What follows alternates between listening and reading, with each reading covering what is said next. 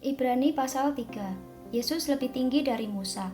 Sebab itu, hai saudara-saudara yang kudus, yang mendapat bagian dalam panggilan surgawi, pandanglah kepada Rasul dan Imam besar yang kita akui, yaitu Yesus, yang setia kepada Dia yang telah menetapkannya, sebagaimana Musa pun setia dalam segenap rumahnya. Sebab ia dipandang layak mendapat kemuliaan lebih besar daripada Musa, sama seperti ahli bangunan lebih dihormati daripada rumah yang dibangunnya. Sebab setiap rumah dibangun oleh seorang ahli bangunan, tetapi ahli bangunan segala sesuatu ialah Allah.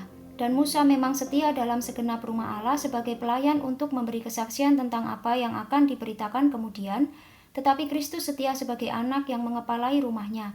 Dan rumahnya ialah kita, jika kita sampai kepada akhirnya teguh berpegang pada kepercayaan dan pengharapan yang kita megahkan. Binasa karena murtad.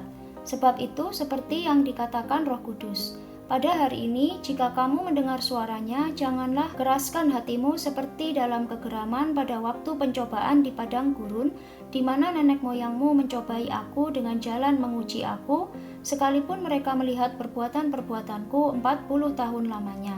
Itulah sebabnya aku murka kepada angkatan itu dan berkata, selalu mereka sesat hati dan mereka tidak mengenal jalanku, sehingga aku bersumpah dalam murkaku, mereka tak akan masuk ke tempat perhentianku.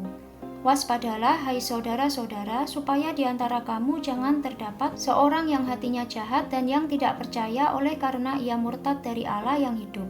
Tetapi nasihatilah seorang akan yang lain setiap hari, selama masih dapat dikatakan hari ini, supaya jangan ada di antara kamu yang menjadi tegar hatinya karena tipu daya dosa.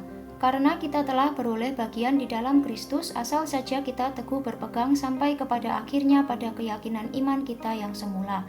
Tetapi apabila pernah dikatakan, pada hari ini jika kamu mendengar suaranya, janganlah keraskan hatimu seperti dalam kegeraman.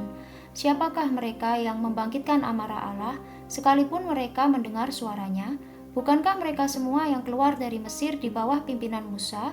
Dan siapakah yang ia murkai 40 tahun lamanya? Bukankah mereka yang berbuat dosa dan yang mayatnya bergelimpangan di padang gurun?